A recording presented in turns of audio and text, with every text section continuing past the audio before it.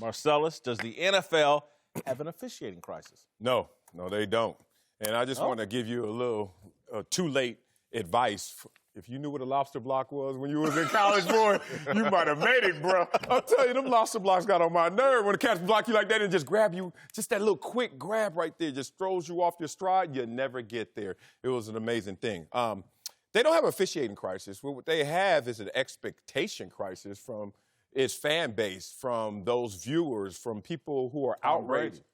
Tom Brady. Yeah, Tom Brady. Yeah, Convenient of Tom Brady to tweet about this. That's a rarity, correct? Yeah. Yeah. I mean, God, I wonder what's going on in his life that makes him want some of this noise. Oh, did he just open up the new TB12 Sports Center there, rehab facility this week? Oh yeah, he did. Did he just go on TikTok like last week and Variety was writing about it? Oh yeah. Look, always chase the money, man, if you want to know where the message really is coming from. I respect Tom Brady greatly, but this was fueled by the commodity of what he has going on in his personal life. That said, got caught. Yeah, it's real talk. So here's the thing. What's the expectation when you watch an NFL game? Because I know what's going to happen. You say, I want the game to go faster, fewer penalties. And you know what's going to happen? People going to start sitting there and saying, damn, they still not getting it right. Fewer penalties, faster games, and we're still not getting it right. So why don't you call the things that we all see should be called?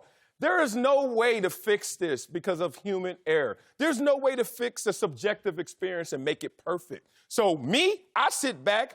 Look, I ain't gonna lie. The Carrera play, that was absurd. That was horrible. But that's going to happen. That has happened. And it's not going to get me to a place where I'm outraged. I walk into an NFL experience with a healthy mindset that there's going to be some issues, and it may take a little longer, but I'm in love with the product so much.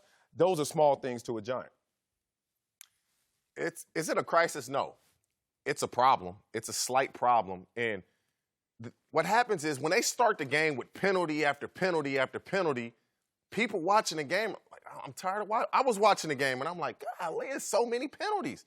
And then what a coincidence, third quarter, there's no penalties. So at halftime, they probably got a call and said, slow down on the penalties. Start the game that way so that you don't lose viewers who are tired of watching the game. Big play. You look on the right-hand corner. Oh, it's a flag. This is coming back. And some of these holding called, if I'm blocking you as an offensive player and the guy's running by and you reach to make the tackle, they call holding. There's no way you can fight me off and make the tackle at the same time, not with a guy running the ball. But all the defensive player has to do is put his arm out there and fall. They're going to call holding. It's a problem. Will I say it's a crisis? No, but it was what a coincidence. Third quarter, there was no penalties last night. It's 100% a crisis. It's 100% a crisis, and it's because it's politically driven. It's a health crisis, and the health crisis has led to an officiating crisis, and it's a balancing act. The reason why is you're looking at a lot of these penalties that were being called in mass portions were against defenders. All right, follow me. They were called against defenders, the type of hits that you're making. All right, now, for the longest time, defenders have been complaining about being victimized by the way that games are being called. Well, what's leading to that? Oh, the way those lobster blocks are taking place, the pillback blocks.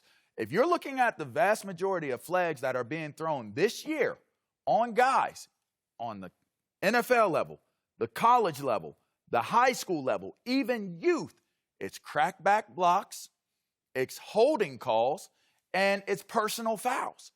It is a matter of balancing out what's taking place and trying to create control so you don't lose sight of the fact that this is a football game versus it is an offensive game. And the reality that exists here, the reason why it's a crisis is because people watch football for one thing and one thing only, the brutality of the sport. Modern-day gladiators, they go to war. Closest thing to the army, the military, right? But now it's getting to the point of where it's turning into a touch football league. And when it turns into a touch football league, they're trying to find that balance to say it's justified to say that everybody is being looked at in the same way. Health matters this way and it matters this way. And the reality of it is that you're taking the brutality out of a sport that's a full contact sport for health purposes, participation purposes, moms purposes, And it is a crisis that they're going to have to address and figure out. Well, what you said. It's funny, Mark Schlereth, our boy, said it during the broadcast when he saw some of those egregious calls. He says, it's just tough to watch them try to legislate contact out of a contact sport. That said, I still think this is not a crisis because of mindset, because of expectations. And I give you the closest example I have to what mindset can do to you in terms of how you perceive things. You ever go to the DMV? You got to get your license. Got to wait. Whatever. You got to wait, right? When you walk in the DMV, do you ever You walk ain't in? waiting. You got to hook up. You ain't waiting at the DMV. It's your boy. I mean, I'm just talking for the masses. No, I'm being for real. I got to wait, too. I can't stand him for and that. I hate waiting because everybody want to talk sports in that line. I'm like, damn, I'm here for 3 hours to talk sports. But you walk in thinking you got to wait. My wife is different. She's type A. She walks in, she's like, 3 hours? Oh, my God. I'm like, baby, it's once every 10 years, and it ain't going to kill us. I walk in, cool. That's the thing about these penalties. When they threw it last night, Tom Brady, Jason Whitlock, others are like, oh, my God, another penalty. I'm like, all right, this is going to Marcellus, the issue is, though, I think there's more people like me and Tom Brady than you. And everybody's expectations can't be controlled.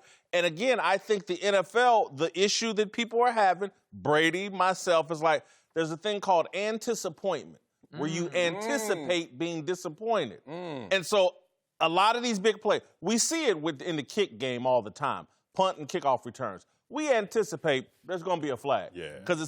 And now if you start applying that to offense and defense, you're in a dangerous spot where people are anticipating being disappointed. This has to stop. And they're going to have to look at some ways, to me, they should legalize holding. I really believe that. I don't care. You can call it every play. But this what happens. You could call it every play. This is why it's a problem, too. When they throw a penalty and call it, and it's a flag, they show the replay, everybody's holding. A lot of it is ticky-tack. Yes. Now, if you blatantly hold somebody, throw the flag. If it's ticky-tack and he has no chance of making a play, they're bringing back 25, 30-yard gains.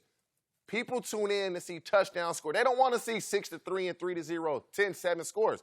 They want to see touchdown scores. The NFL's going to have to get creative with how they address a lot of these issues. One of the things I've never said publicly, but I've said privately to people is that the NFL needs to partner with some college football league, the Mid-American Conference, Conference USA or whatever, implement their experiment rule changes in those leagues for a year and evaluate it, then bring it to the NFL. Like that. Instead of emphasizing holding and lobster blocks for the first time, and we all have to deal with this experiment, it's just too much. Partner with one of these smaller college conferences, evaluate there some different ways of addressing the game and getting to the bottom of these safety issues, because, LaVar, you're right. Defensive players are like, man, y'all making all these rules to benefit offense.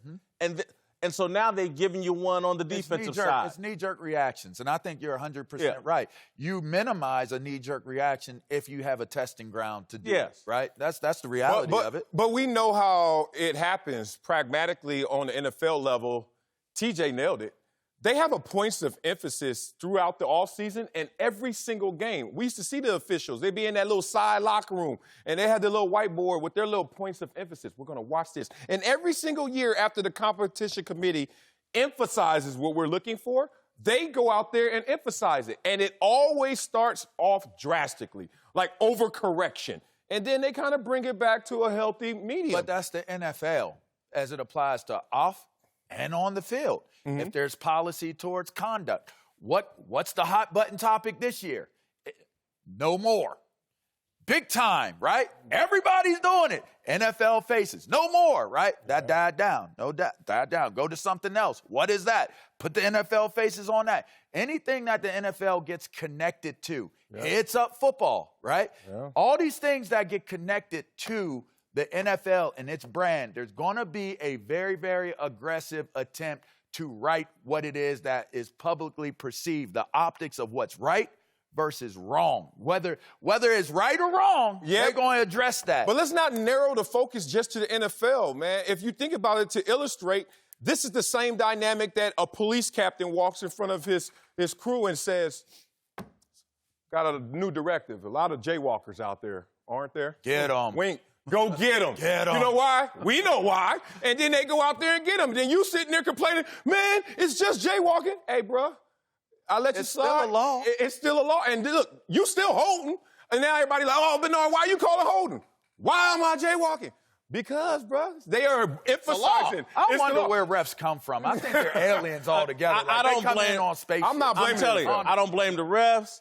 I'm telling you, these coaches and they're driving of the competition committee and think that we can just put more of a burden on the refs to fix these problems and there needs to be less of that. This is a damn TV show, and that was bad TV last night, and they need some people that are thinking about what's really going on. How do we make the game entertaining? Because, again, when you lose Tom Brady, and I really don't believe he was clout chasing or looking for attention, any of that, the guy's watching the game like anybody else, like, come on, man. Oh, really? Too much. He been in the league 20 years. He ain't never did And you that. can't touch him. No, honestly, though, that game was tough to watch. Yeah. It's Jacksonville, Tennessee. Can y'all stop? It was the flags, though. No. Any big play. I'm sorry, Marcellus. It was a penalty. This Minshew quarterback was fascinating. Yeah, he was. He's nice. And again, the officiating overshadowed, like, damn, we done discovered another quarterback. And that guy has a hell of a backstory. He went to like 5 different colleges and ended up at what? I love it.